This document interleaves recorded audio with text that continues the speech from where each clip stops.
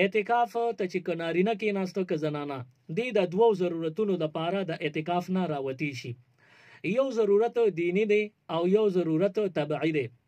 طبعی دا چې بنده ته د واشروم ضرورت راغی نو دې هر کله چې دته ضرورت محسوس شي نو دې بهر د اعتکاف نه وتی شي، خو چې ضرورت پوره شي بیا به یې ساریږي نه سمدستي به واپس خپل اعتکاف ګاه ته ځي، نو دا طبعی ضرورت شو.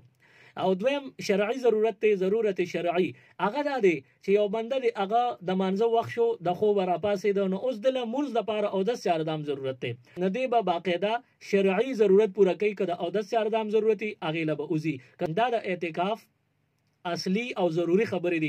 د شرایطو ته خیال کول پکار دی. ضرورت طبعی او ضرورت شرعی د دوو دپاره وتل جایز دي. اوس د اعتکاف نه بهر څوک دی دپاره وځي چېرې لږ برش کوم ماښام روژه ماتي نه پس یا پېشمني کې وایي چې برش کول غواړي ټوت پیسټ کول، نو که دې دپاره څوک وځي نو دا نه ضرورت طبعی دی نه ضرورت شرعی دی. که دې دپاره څوک د اعتکاف نه ووتل نو اعتکاف به مات شي. دغه شان که یو بنده وایي چې ما خو روټۍ وخوړله پېشمني کې یا روژه ماتي کې، نو اوس به زه لاسونه وینځم یا به خوله کنګالوم، نه لاسونه او خوله کنګالول دې دپاره که د اعتکافګاه نه بهر ووته نو دا نه ضرورت اصلي کې راته نه ضرورت شرعي کې راته، دې وتو سره د اعتکاف مات شو.